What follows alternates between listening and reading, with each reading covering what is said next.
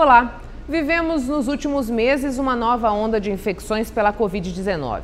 Mas não há dúvidas de que o número de mortes reduziu drasticamente, comparando os dados do início da pandemia com este momento. O avanço da vacinação teve contribuição preponderante neste cenário. Infelizmente, ainda existe uma porcentagem da população que resiste à vacina, o que permite, por exemplo, o surgimento de novas variantes. Vamos saber mais na reportagem feita por Ana Maria e José Juvencio. De acordo com dados do Sistema do Plano Nacional de Imunização, 95% da população acima de 18 anos já tomou a primeira dose na capital mato-grossense, o que corresponde a mais de 435 mil pessoas.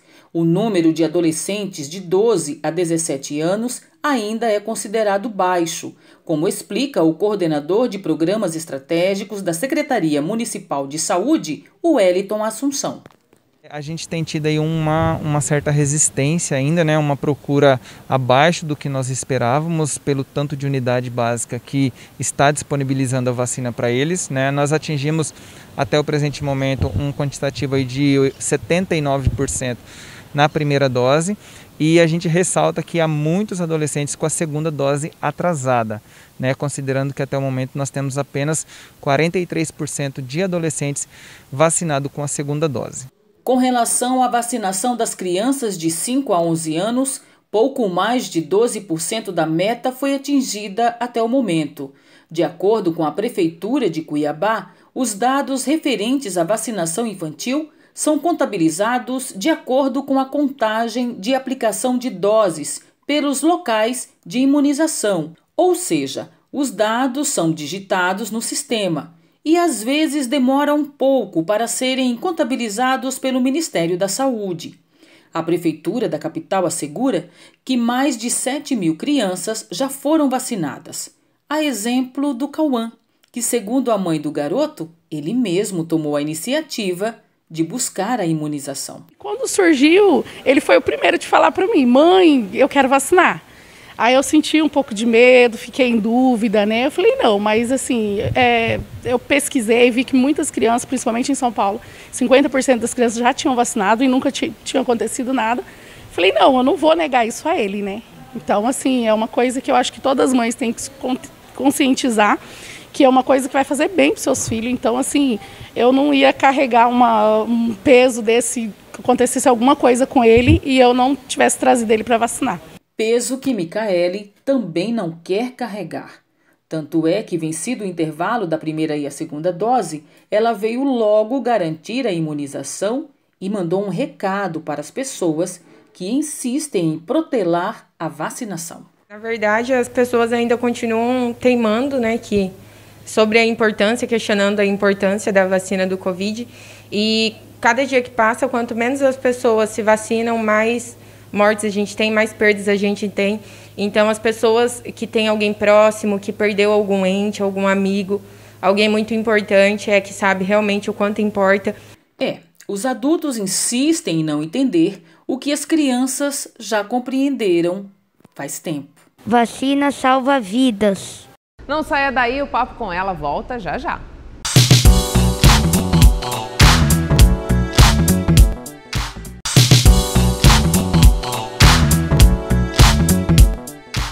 A Organização Pan-Americana de Saúde destaca que a vacinação anti-Covid está reduzindo tanto os casos graves como as mortes por Covid-19. Os países com maior cobertura de vacinação observam menos internações e mortes nas unidades de terapia intensiva. Isso enfatiza a necessidade de vacinação da população. Sobre isso, converso agora com a médica infectologista Daniene Assis. O principal impacto da vacinação é diminuir a gravidade dos casos e a letalidade dos casos, né? Então, diminuir a incidência de doenças graves, de hospitalização e diminuir a taxa de mortalidade da doença. Então, esse é o principal impacto. E o que a gente está vendo aqui em Mato Grosso é uma resposta à vacinação. A gente teve muitos casos em janeiro, né? Houve uma quarta onda, né, de Covid-19 com muitos casos no mês de janeiro e uma letalidade baixa. Esse é o impacto positivo da vacinação. A gente ainda não tem uma cobertura vacinal ideal, né? A gente está com em torno de 70% da população com as 2 doses, né? E com a dose de reforço bem menos, né, ainda, né? O que está mais legal é a população acima de 60 anos e acima de 80, né? Que a dose de reforço está bem consolidada entre eles, né? Vem sendo divulgada há mais tempo. Então, essa cobertura está melhor nessa faixa etária. Mas mesmo assim, a gente já consegue notar os efeitos, né, da vacinação aqui no nosso estado. Quando a gente pensa naqueles casos que agravam, doutora, nas mortes que ainda acontecem, a gente pode afirmar que são pessoas que ou não tomaram a vacina ou não completaram o esquema vacinal? Em sua maioria, sim. Mas existem, né, exceções, e essas exceções são principalmente pessoas com problemas pulmonares pré-existentes, né? Por isso que a gente fala, né, é importante lembrar que a prevenção agora da Covid é uma prevenção combinada. A gente precisa não é só vacinação, evitar aglomeração, a higiene das mãos, né, o uso de máscaras, né, em ambiente com circulação de pessoas, então é tudo isso. Mas realmente, como a gente está comentando, né, os casos de que teve maior letalidade são pessoas com esquema vacinal incompleto ou não vacinadas. A gente percebeu que Mato Grosso vem numa dificuldade de vacinar as pessoas, né? O secretário de Saúde recentemente fez um alerta dizendo que a gente tem quase 1 milhão de doses estocadas, estado e municípios, e que pode chegar um momento que o estado diga para o Ministério da Saúde não mandar mais vacina para a gente porque não estamos conseguindo aplicar. De onde vem essa resistência, doutora? Porque a gente é referência mundial no Sistema Único de Saúde no que diz respeito à vacinação. E agora, no momento crítico de pandemia, a gente vê a população não querendo se vacinar, colocando a vacinação em xeque. O que acontece? Eu acredito que sejam vários fatores, né?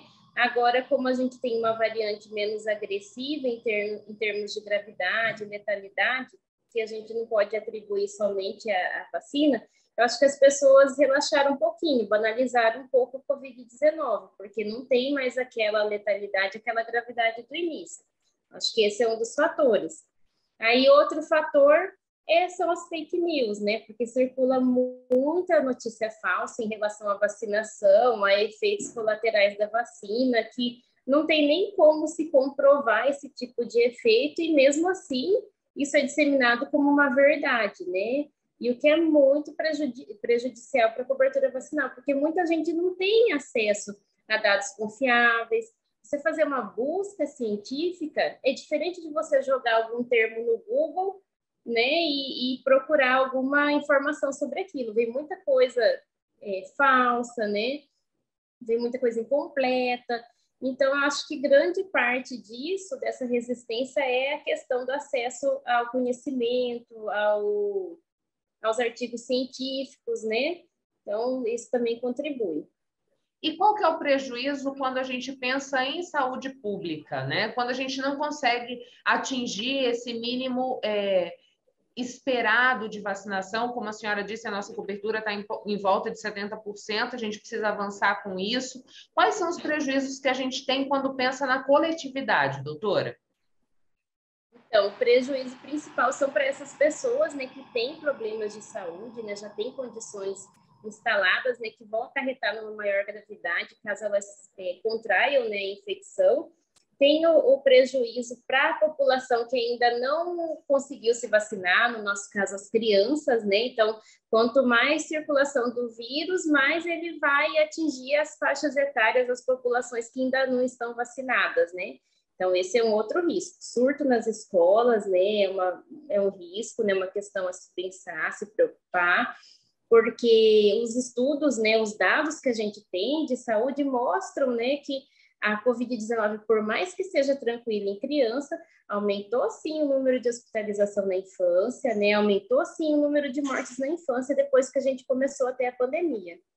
E doutora, a gente vive agora um momento de vacinação dessas crianças, né? Dos 5 aos 11 anos, houve a liberação.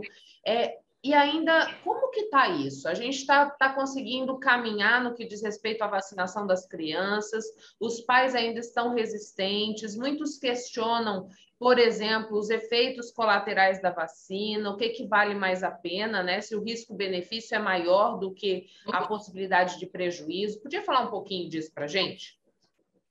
Bom, o custo-benefício da vacina é inegável, né? Que a gente acabou de comentar a questão do aumento de internações em criança depois da pandemia, do aumento de mortalidade em criança. Para se ter uma ideia, no ano passado, a Covid-19 matou mais crianças do que todas as outras doenças preveníveis juntas, né? Então, realmente é um impacto significativo, né, para essas crianças. E a questão de efeitos colaterais, ela é muito pequena, a incidência desses efeitos ela é muito pequena, e esses efeitos eles podem ser monitorados e vão ser monitorados. E elas estão muito expostas, né? As aulas retornaram, então é muito importante que os pais pensem sobre isso, porque a chance de uma criança adquirir a Covid agora, ela é muito alta, porque as crianças estão num ambiente propício, né, de aglomeração. Geralmente as crianças não têm as mesmas noções, não têm nem a coordenação e o entendimento para realizar as medidas de biossegurança como os adultos podem fazer, né? Então, nesse cenário, vacinar a criança é extremamente importante. E a monitorização dos eventos adversos, ela vai acontecer. Tanto é que a criança vacina, ela fica 20 minutos lá na unidade onde ela vacinou para ser observada quanto a efeitos colaterais. E, além disso, as unidades estão abertas para caso a criança tenha febre, tenha algum efeito colateral, para que ela retorne para fazer essa notificação desses efeitos, que em geral são transitórios, são leves, como na gente adulto também, né? Que às vezes tem uma febrinha, uma dor na região da picada, né? Mas que nada se compara ao quadro de ter a Covid-19 em si. Até porque a gente tem visto tantos estudos mostrando que existem complicações além da infecção, depois que a gente se cura da infecção da Covid, né? Problemas de saúde mental, problemas que podem aparecer no coração, no pulmão. Então, a vacina está aí à mão, é melhor que a gente se vacine mesmo, né, doutora? Exatamente, porque a vacina vai impedir que você tenha uma doença mais grave e, consequentemente, diminui as chances dessas sequelas, né? Dessas complicações. Além disso, quando a gente se imuniza, imunizar não é o termo porque a gente ainda fica suscetível a se contaminar pela Covid mesmo estando vacinado, mas de uma forma mais leve, né? Quando a gente está com essa vacina em dia, a gente também deixa os hospitais liberados para atender outros casos de doenças que acabam ficando em segundo plano por conta da contaminação da Covid, né? E isso, em termos de saúde coletiva, é muito importante também, porque muita gente teve tratamento de câncer interrompido, de doenças crônicas interrompidas, porque todos os esforços estavam voltados para atender esse excesso de casos de Covid-19 que estavam ocupando os leitos hospitalares. Doutor, o que a senhora vê daqui para frente? A gente está aí com a vacinação das crianças, a vacinação dos adultos, que a gente já chegou a aproximadamente 70% de cobertura. Qual que é a perspectiva conforme avança essa vacinação em outras faixas etárias? Eu estou otimista em relação à vacinação. O percentual de vacinação em crianças, apesar do medo, da resistência dos pais, em pouco tempo já está em 26%, né? Então, assim, um quarto das crianças elegíveis para vacina já estão vacinadas. Eu acredito que com a disseminação da informação, mais pais levarão as crianças para vacinar.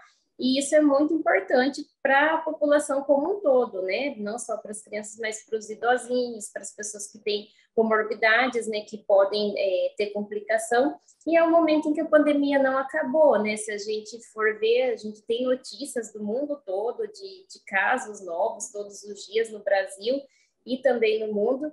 Então, a questão de vacinar, ela é muito importante para a prevenção de surgimento de novas variantes, para prevenção de complicações, mesmo para a gente pensar, né, no futuro a gente ou atenuar muito esse vírus, né, fazer com que ele não cause mais dano na população, ou mesmo até a gente acabar, né, com a circulação dele, né, que também, assim, a gente não tem essa certeza agora, né, porque é uma doença nova, né, tudo muito novo, mas realmente a vacina é o caminho nesse sentido, né? A gente já está presenciando uma redução da letalidade, uma redução da gravidade, e tudo isso graças à vacinação, né? E às medidas de biossegurança que já estavam sendo instituídas. Mas o ponto de corte da vacina, né, fez com que muita coisa mudasse no cenário da pandemia. Doutora, muitas pessoas questionam o número de doses da vacina da Covid-19, né? A gente tinha uma vacina de dose única, depois foi preciso um reforço, aqui eram 2 doses, viraram 3 doses, discute-se em alguns grupos, e alguns grupos já começam a tomar a 4ª dose da vacina. Podia falar um pouquinho para a gente o porquê que isso está acontecendo nesse momento da Covid? Então, toda doença infecciosa, assim, grande parte das doenças infecciosas, elas têm uma chance da pessoa se recontaminar, né? Então, isso não é novidade em termos de vírus, bactérias, né? E assim, a gente tem uma gripe, a gente pode ter gripe de novo à medida que a imunidade cai, né? Até doença bacteriana, tem uma sífilis, se você se reexpor, você pode ter de novo. A imunidade não costuma ser permanente, entendeu? Então, por isso que diante de um caso de alta circulação viral, é importante que se estude essas doses de reforço, e a partir dos estudos que se conclui que realmente é necessário a gente se imunizar, porque realmente a imunidade ela vai caindo ao longo do tempo, e com o vírus circulando a gente pode estar suscetível novamente, né, com essa baixa da imunidade. A senhora acredita que essa pode ser uma vacina que entre no calendário anual, como a gente tem a vacina da gripe hoje? Acredito que sim, né? Depois, a outra pandemia, assim, que a gente tem referência nas pessoas da nossa idade é a pandemia da gripe, né? E depois dela, né, do surto de H1N1 que a gente teve em 2009, isso passou a ser obrigatório no calendário. Então, a Covid, né, que tomou uma proporção muito maior, provavelmente vai pelo mesmo caminho. Não saia daí, a gente volta em instantes.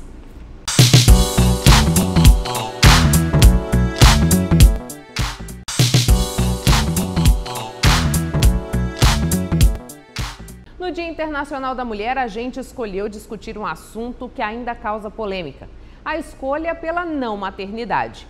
No Brasil, segundo dados do IBGE, a escolha de não quero ser mãe ocorre para cerca de 14% das brasileiras. E para explorar mais esse assunto, eu converso com a pesquisadora, comunicóloga e consultora acadêmica Ana Luísa de Figueiredo Souza. De modo geral, e pelo que eu percebo nesses 7 anos de pesquisa, ainda falta essa referência para boa parte das mulheres. Então, a maioria de nós cresce e passa boa parte da vida adulta sem saber que a vida sem filhos é uma opção que pode ser desejada, planejada e, em vez de apenas lamentada.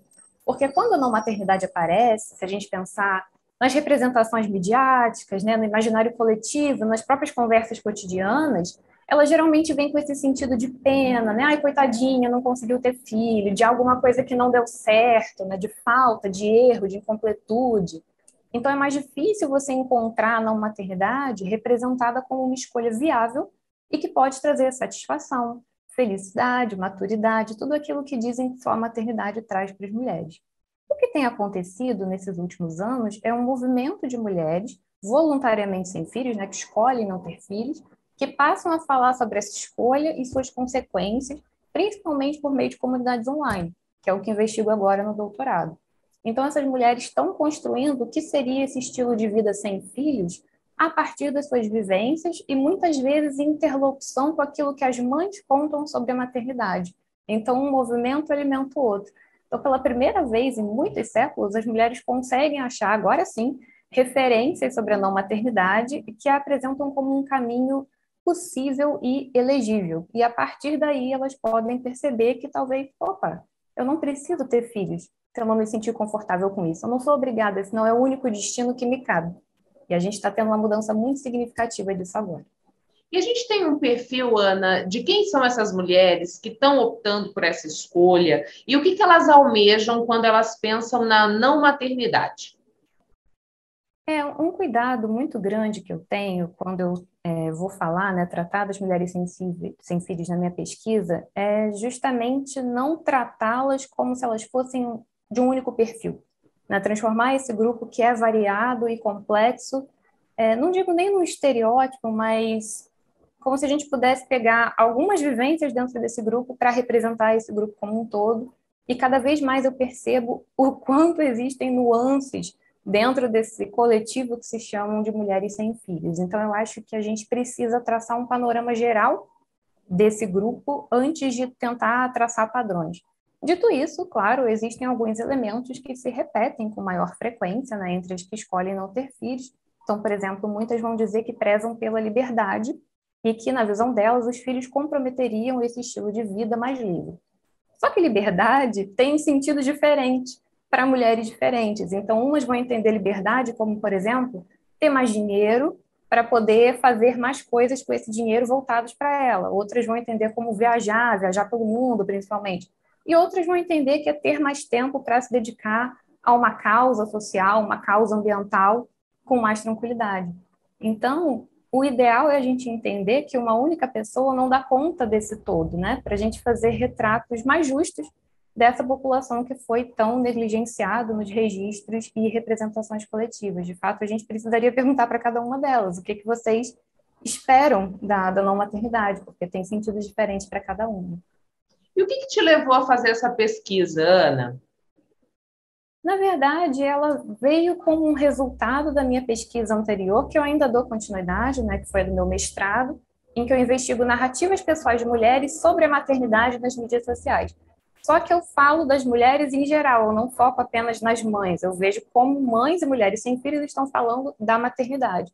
E a partir disso eu fui vendo que esse grupo de mulheres sem filhos era mais complexo e maior, inclusive, do que a princípio eu imaginava. E eu fui vendo uma série de subdivisões dentro desse grupo, algumas que, inclusive, eu não esperava nem encontrar. Por exemplo, você tem as mulheres sem filhos que se recusam terminantemente a ter qualquer tipo de relação sexual, porque isso teria um risco de engravidar. Então, você vê como, para algumas, isso é uma coisa tão temida, até uma coisa que elas não querem tanto, que elas chegam ao ponto de abrir mão dessa parte da vida delas para não correrem o menor risco de se tornarem mães.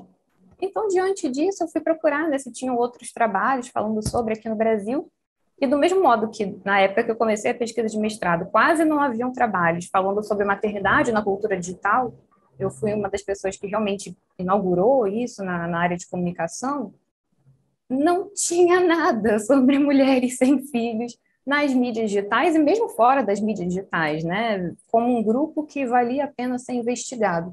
No estrangeiro eu até encontrei mais, na literatura principalmente em inglês, já tem uma tradição maior nisso até.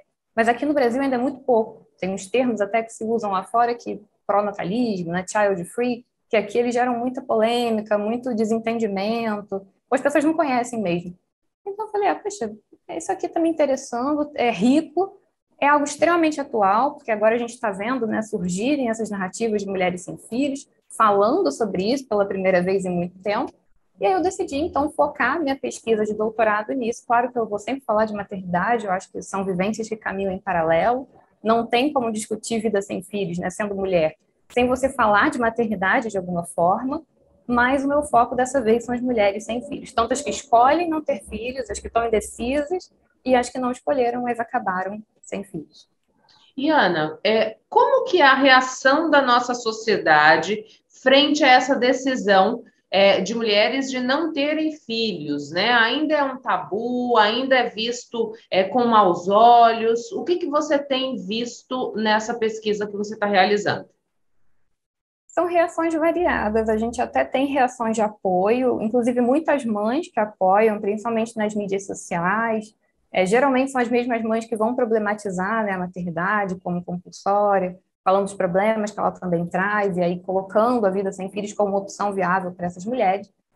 Mas, no geral, ainda existe, sim, muita resistência, não levar isso a sério, né, o famoso é só uma fase, e acho que isso se deve muito porque em diferentes culturas, o que foi construído ao longo dos séculos como identidade feminina está muito calcado na imagem da mãe, nesses traços entendidos como maternais, né? Tanto que as mulheres sem filhos, elas são cobradas a saberem maternar, a integrarem redes de apoio materna, a levarem jeito com criança. Então, elas têm que, né, se enquadrar ali de alguma forma nessa imagem de mãe, ainda que elas não sejam mães.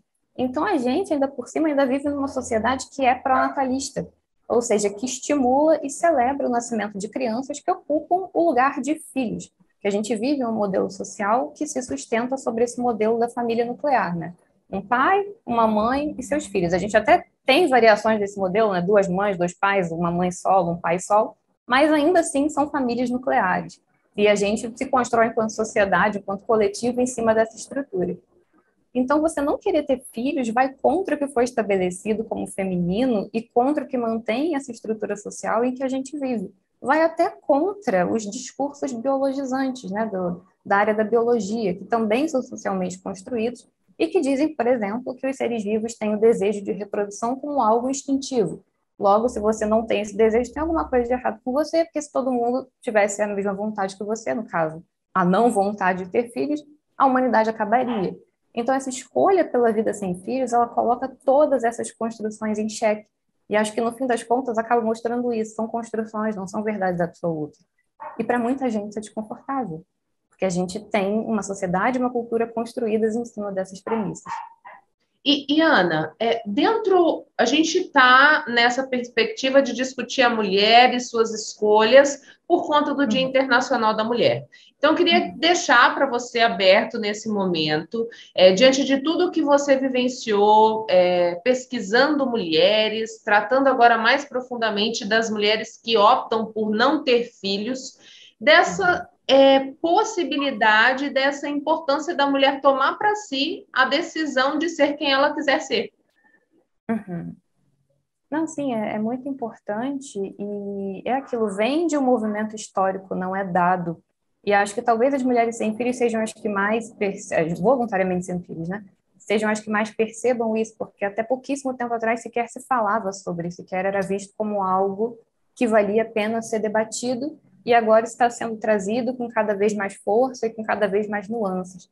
Então, em primeiro lugar, acho que eu vou falar só um pouquinho das mudanças sociais que eu acho que contribuíram para a gente chegar, né, nesse estado em que estamos em relação à maternidade e não maternidade, e aí eu encerro falando do que eu acho que esse movimento das mulheres discutirem vivências maternas de modo geral pode trazer, né, de impacto para a gente a médio e longo prazo. Então, vamos lá, mudanças que construíram essa situação atual. Muitos fatores envolvidos, mas, basicamente, por um lado, a gente tem mulheres que ocupam mais espaços, que estão em melhor situação socioeconômica do que alguns séculos atrás, isso não tem como negar, que têm mais direitos, que circulam pautas feministas, tem, inclusive, uma penetração muito maior dos próprios discursos ideais feministas na sociedade, ainda que muitas vezes dissolvidos, captados pelo mercado, mas ainda assim a gente tem essa circulação. E essas mulheres, então, debatem temas importantes para elas, inclusive em espaços que antes mulheres não ocupavam. E aí, entre os problemas que elas debatem, estão aqueles relacionados à maternidade, que passam finalmente a serem expostos de modo público, em espaços compartilhados, não só ali no privado, uma mãe ou outra comentando, né, dos perrengues. E aí as mulheres, de modo geral, tomam conhecimento desses problemas, de, opa, ser mãe também tem uma série de atravessamentos, aí, uma série de consequências que eu não sei se eu quero essas consequências agora que vocês falaram disso. Então, puxa, a maternidade ainda precisa contar com um amparo social que muitas vezes não existe, né? E aí elas começam a repensar alguns posicionamentos e até mesmo alterar alguns posicionamentos diante disso, tanto em relação ao tipo de mãe que elas querem ser, né, o tipo de maternagem, de maternidade que elas querem construir, quanto a entenderem que aquele modelo não faz sentido para elas, que a vida de mãe, do jeito que está, não faz sentido para ela. Por outro lado também, a gente tem uma cultura midiática que estimula as pessoas a darem mais visibilidade para as questões do âmbito pessoal, o que inclui o planejamento familiar. Então, não é coincidência, né, que de repente, não só as mulheres, mas tantos grupos sociais passaram a falar de questões que são mais íntimas, que são ali de cunho pessoal, das suas trajetórias de vida, porque a gente está realmente nesse momento social e midiático, né? Então, como alguém que pesquisa em comunicação, não podia deixar de falar desse fator. Isso se junta, claro, a mudanças tecnológicas nas últimas décadas, né? Que permitem um maior contato entre as pessoas e que as ideias circulem mais rápido entre elas e com um maior potencial para serem espalhadas. Você faz um post e aquilo potencialmente pode chegar a milhares, até milhões de pessoas. Isso dá origem a fenômenos como, por exemplo, comunidades online de mulheres sem filhos, que não existiam, simplesmente não existiam, e agora isso é um fenômeno que vem crescendo. E o último aspecto que eu queria destacar é que a autonomia e a liberdade ganharam muita importância social nessas últimas décadas. Então, não é por acaso que as mulheres, mães inclusive, percebem alguns elementos da maternidade como limitantes, pesados, aprisionadores. Elas usam esses termos, inclusive, porque o valor dado a ter possibilidade de escolha, né, conduzir a própria vida do jeito que se deseja, é cada vez maior. E quando a gente pensa nas mulheres, que historicamente foram privadas desse direito, isso tem um peso maior ainda, porque ganha os dois sentidos. É uma demanda social, até uma demanda do próprio mercado, mas, por outro lado, é uma demanda por direitos que há pouquíssimo tempo nos eram negados e alguns deles ainda nos são negados, especialmente para as mulheres mais pobres, especialmente para mulheres racializadas. Então, essa dedicação que a maternidade tantas vezes demanda não combina com esse horizonte que mais mulheres passaram a vislumbrar.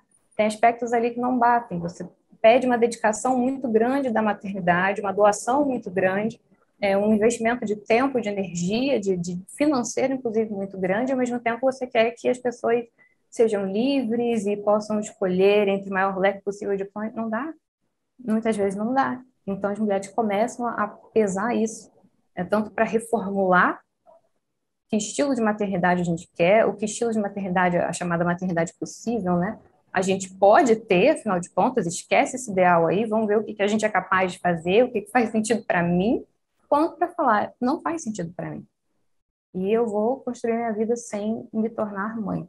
Porque eu acho que, tanto de um lado quanto de outro, né, sejam as mulheres sem filhos falando da maternidade ou da não maternidade, ou as mães falando da maternidade ou da não maternidade, eu acho que é um movimento que tem um potencial enorme de provocar mudanças significativas a médio e longo prazo, tanto em termos demográficos, né, a gente pode ter uma mudança aí importante, né, nesses números em pouquíssimo tempo, mas também em termos de relação a políticas públicas, por exemplo. Porque a gente está falando de maternidade compulsória, de sobrecarga materna, de falta de amparo social para mães e para mulheres sem filhos, cada uma, né, dentro das suas respectivas demandas. Tudo isso está sendo colocado em debate, tudo isso está sendo visibilizado. E é muito importante que esteja sendo feito a partir das principais afetadas por essas estruturas, que são as mulheres, sejam mães, sejam mulheres sem filhos. Então, acho que tem um potencial muito rico para causar transformações importantes, e eu vejo que é um movimento que só cresce, né? Eu comecei a pesquisar isso lá em 2016, e desde então não só a gente tem muito mais pesquisas sobre isso, e a gente tem mais pesquisas sobre isso porque o próprio fenômeno aumentou. E eu, sinceramente, torço para que continue aumentando mesmo, para que a gente veja mudanças mais significativas acontecendo. A gente volta já já.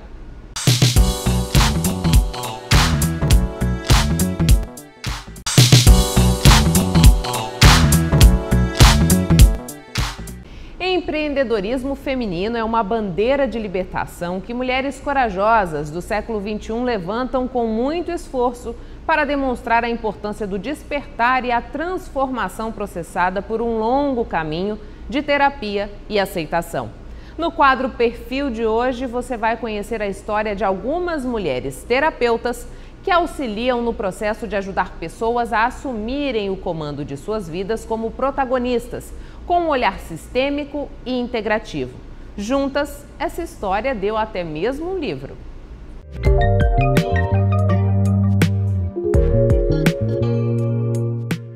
Ser empreendedor significa ser um realizador que produz novas ideias através da congruência entre criatividade e imaginação. Mas para as mulheres, empreender significa mais do que isso. Significa ir além dos próprios limites.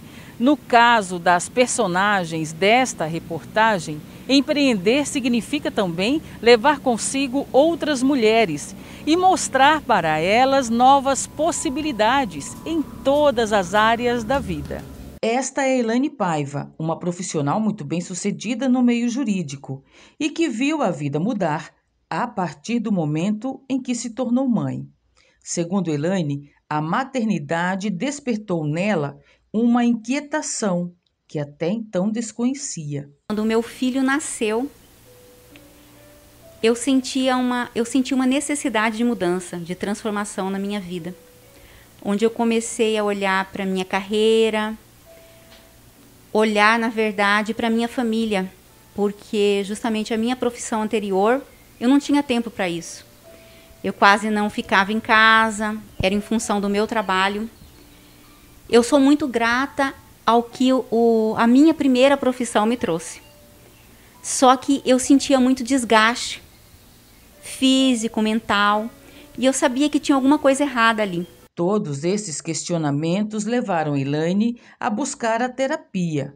E com isso, além de respostas e direção, ela descobriu um novo caminho e uma infinidade de possibilidades que a fizeram mudar de profissão e apostar na terapia. Os primeiros passos foram doloridos, porque no primeiro momento todo mundo falou: Elaine, você é louca, deixar uma profissão, tinha certeza, estabilidade financeira, e mudar assim de repente.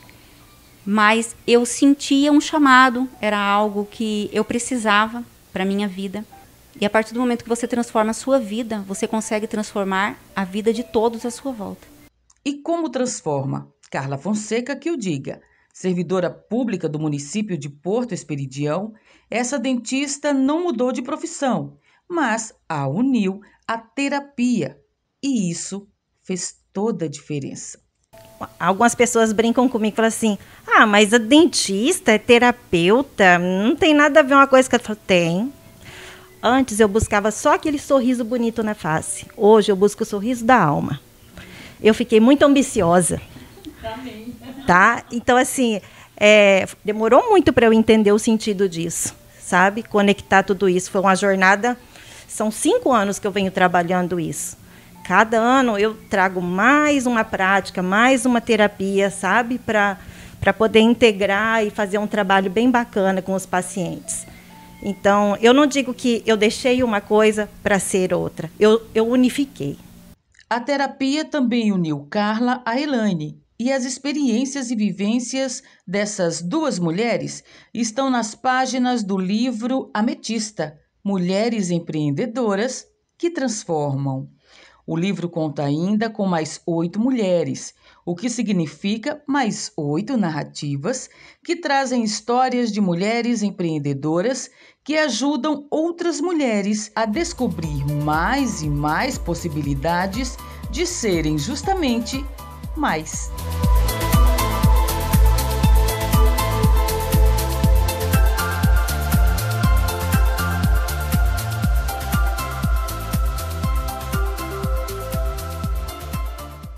O ano era 2013 e Laís Tomico trabalhava como corretora de imóveis.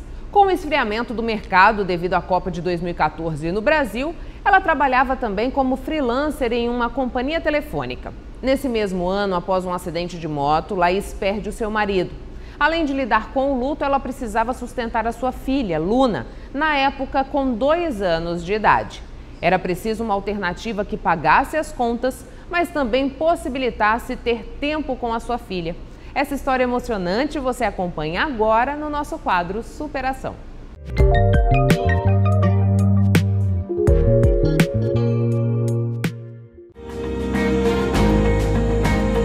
Com um centro de estética especializado em manicure e pedicure, localizado em uma área nobre do bairro Jardim das Américas, Laís Tomico tem sua agenda lotada de janeiro a janeiro, graças a uma técnica de cutilagem contínua que ela mesma desenvolveu.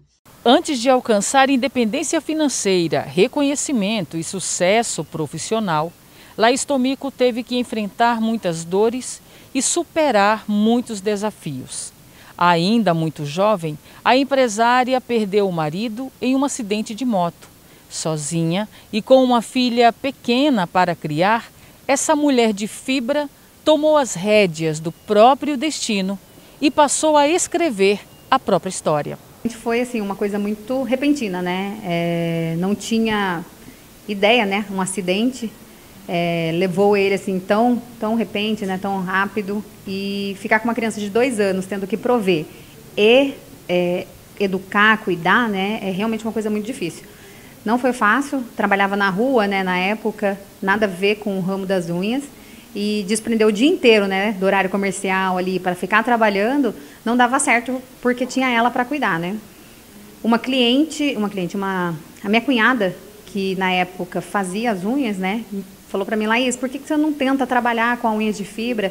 unha de gel na época, vai ajudar bastante, né? Você, com uma unha que você fizer por dia, no final do mês, dá muito mais do que trabalhar o mês inteiro num trabalho normal. A partir daí, Laís resolveu se especializar, começou a fazer cursos e se destacar em todos eles. Perfeccionista, resolveu investir em unhas de fibra e gel, aprimorando e desenvolvendo novas técnicas. Tudo aquilo que me incomodava, né, o que todo mundo faz, me incomodava muito. Não entregar 100% de cara, fazer com que a cliente voltasse com 15 dias, 20 dias, para só depois finalizar, né, entregar o trabalho 100% ali, aquilo me incomodava muito. Então, eu fui modificando, né, a técnica, criando formas de aumentar o tempo de manutenção, a qualidade do trabalho que eu entregava ali para a cliente. E chegamos a esse método incrível que realmente está fazendo assim a cabeça da mulherada, né, fazer uma manutenção a cada 60 dias, 70, 80 dias, é muito diferente do que a gente tem no mercado. E acho que é por isso que virou esse sucesso todo, né, e todo esse reconhecimento. Essa mulher de fibra também venceu a obesidade, aprendeu a se valorizar e aprendeu ainda a administrar o novo empreendimento. E o mais importante, sem deixar de prestar atenção em outras mulheres, que assim como ela, só precisam de motivação. O que me moveu realmente foi o amor pela profissão, por tentar mudar vidas. Eu acho que é o principal, né? Eu pegar uma manicure ali crua, que está acostumada a ganhar pouco, receber pouco, e fazer ela enxergar assim, o diamante que ela é, né? Que a gente dá para lapidar e fazer ela virar uma manicure de um ótimo salário, né? Que ela pode conquistar muitas coisas. E é esse amor que me move, entendeu? Tanto a entregar uma qualidade para a cliente, e essa cliente sair satisfeita, quanto a ensinar outras manicures a fazer esse mesmo trabalho, entregar qualidade para sua cliente e manter esse nicho, né? Eu falo, né? Que cria ali uma ligação muito legal, que é o que vale a pena, né? Aqui, eu falo, minhas clientes não são clientes, elas são amigas, e tudo que gira aqui em torno é em torno de amor pela profissão e pelas pessoas. O Instituto Laís Tomico tem fila de espera para agendamento. A equipe é reduzida para garantir excelência no atendimento. A mulher viúva, com uma filha pequena para criar, sem perspectivas de futuro, contando apenas com a sua fé em Deus e a força de vontade para vencer, tem muitas razões para se orgulhar. Hoje eu sou uma mulher mais madura, né, mais resiliente, mais forte. Eu falo que nada me derruba, né? As pessoas falam assim, Laís, por que você consegue tudo que você quer? Eu falo simplesmente porque eu não desisto. Eu costumo falar, a porta fechou, a pessoa volta. Eu não. Eu vou bater, eu vou chutar, eu vou arrombar ela, eu vou fazer qualquer coisa, mas eu vou passar, entendeu? Isso é meu. E eu acho que toda essa força vem da minha fé, sabe? Eu costumo falar que eu sou uma mulher de fé mesmo. Eu sei que Deus está presente em tudo na minha vida.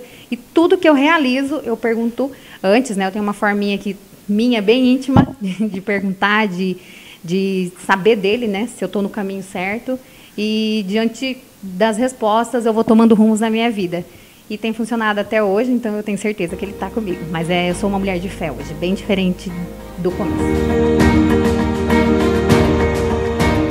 Uma das principais personagens da cultura mato-grossense nos últimos 50 anos, Aline Figueiredo tem a sua história consagrada no documentário Eu Sou Capim Navalha e no livro O Propósito de Aline, ambos produzidos pelo jornalista Rodrigo Vargas.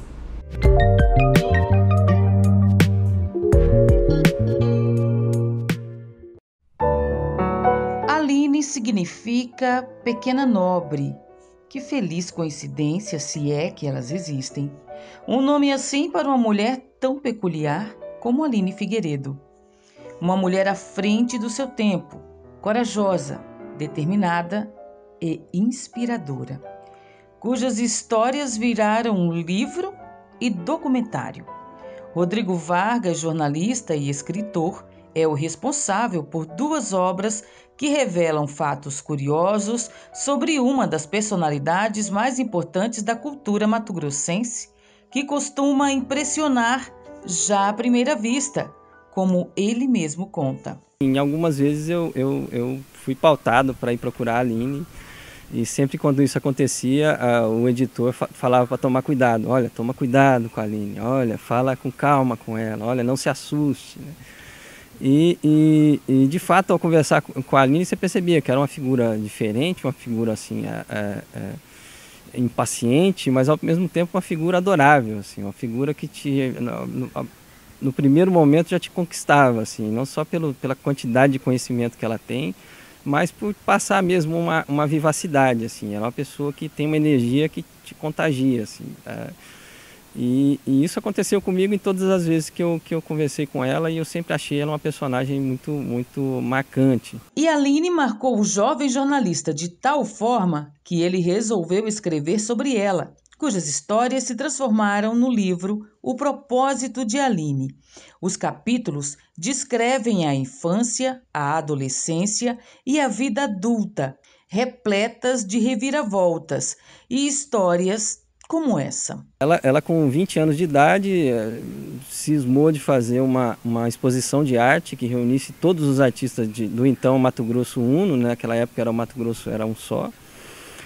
E não só isso já era uma ousadia muito grande, né? Mas não foi só isso, ela queria que tivesse alguém importante no mundo das artes aqui no Brasil que fosse lá dar uma chancela para aquele evento. E ela foi para São Paulo e ela bateu a porta de Assis Chateaubriand.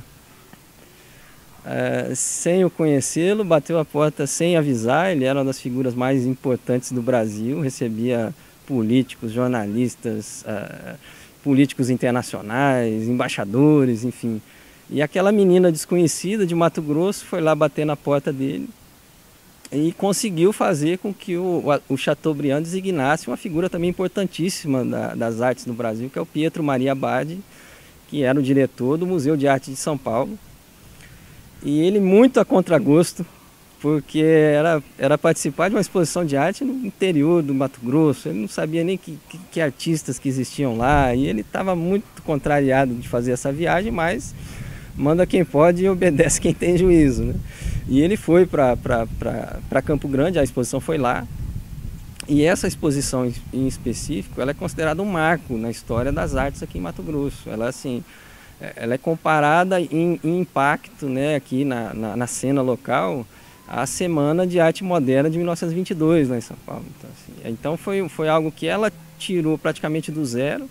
Além do livro, Aline também é o personagem central do documentário Eu Sou Capim Navalha. A tentativa sempre foi essa, né? Assim, de levar essa história, essa figura tão importante, com essa história tão importante, a ser conhecida por um maior número de pessoas, né? E de uma forma mais vamos dizer, mais simples, né? Mais acessível para um público maior. O livro O Propósito de Aline está disponível no site www.entrelinhaseditora.com.br. Já o documentário será lançado em breve, mas segue uma palhinha do que vem por aí. O coachar dos sapos. Na madrugada, o coachar dos sapos.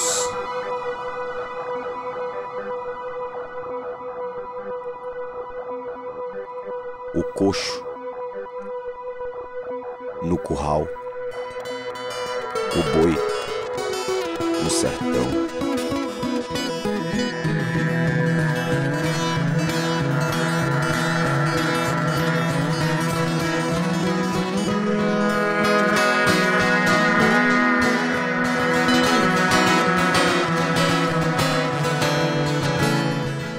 Chegamos ao fim de mais uma edição do Papo com Ela. Hoje a gente falou sobre a importância da vacinação e como o avançar dessa imunização tem diminuído o número de mortes em razão da Covid-19. Se você ainda não se vacinou, vá até um posto de saúde. Se não vacinou o seu filho, crianças entre 5 e 11 anos tiveram a vacinação liberada, leve a sua criança, porque sem a vacinação elas ficam mais suscetíveis ao vírus. Lembrando que o Papo com Ela vai ao ar toda terça-feira às 10 da noite. Nosso horário alternativo é quinta-feira, 2h30 da tarde.